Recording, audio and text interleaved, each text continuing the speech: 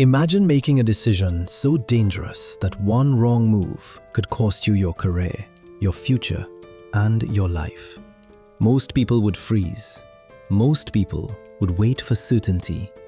Julius Caesar didn't. And that is why, more than 2,000 years later, the world still remembers his name.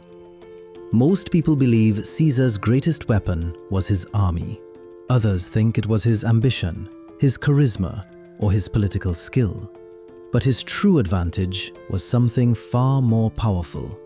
It was the way he thought. While others became trapped by uncertainty, Caesar developed a decision-making method that allowed him to move when everyone else hesitated. The greatest example came in 49 BC. Standing before a small river called the Rubicon, Caesar faced the most important choice of his life. Crossing that river with his army would be considered an act of rebellion against Rome. It would trigger a civil war. If he failed, he would likely be executed. If he succeeded, he could reshape history. Most people imagine Caesar standing there with complete confidence, knowing exactly what would happen next. But confidence was not his secret. His secret was understanding that certainty never arrives. This was the first principle of Caesar's thinking pattern. Don't wait for certainty. Wait for enough information. Most people postpone decisions because they want guarantees. They want to know the outcome before they act. Caesar understood something timeless. Life offers probabilities, not guarantees. Once he had enough information to make an intelligent judgment, he moved forward decisively. He crossed the Rubicon, and history changed forever. This way of thinking reveals a lesson that modern psychology continues to confirm. Overthinkers spend enormous amounts of energy replaying possibilities in their minds. They imagine every possible disaster, every possible mistake, and every possible failure.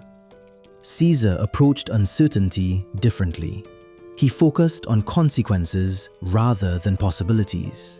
Instead of asking, "What if this goes wrong?" he asked, "If this goes wrong, what will I do next?" That small shift transformed uncertainty into preparation. Fear grows when the future feels unknown. Confidence grows when you trust your ability to respond. Caesar possessed another powerful mental habit. He separated emotion from decision-making. Most people allow their feelings to dominate their judgment. An insult creates anger. A setback creates fear. A betrayal creates resentment. Caesar trained himself to think strategically rather than emotionally. His primary question was never, "How do I feel?"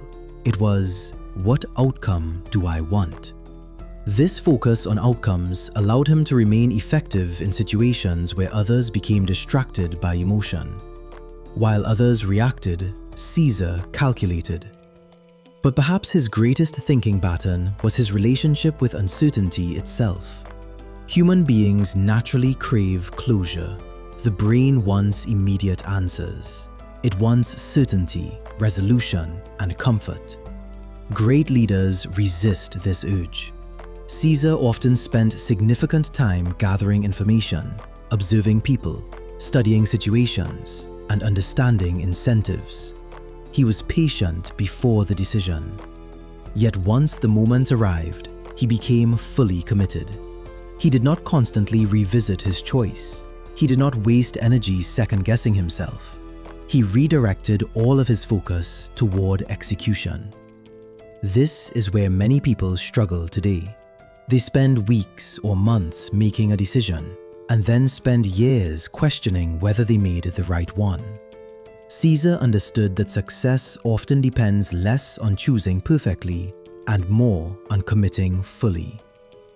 Great thinkers do not necessarily spend less time thinking. They spend less time rethinking. That is why Caesar's mindset remains relevant after 2,000 years. His greatest achievement was not conquering territories. It was conquering hesitation.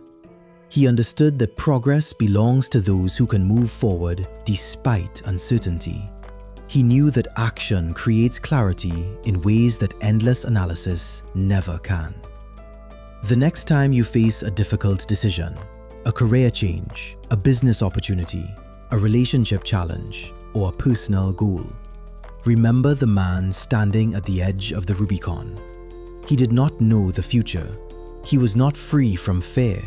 He did not possess perfect information. What separated him from everyone else was his willingness to act when he knew enough. The lesson is simple but powerful. You do not need certainty to move forward. You only need enough information to make a thoughtful decision and the courage to take the next step. Sometimes the difference between an ordinary life and an extraordinary one is not intelligence, talent, or luck. Sometimes it is a single decision made before certainty arrives.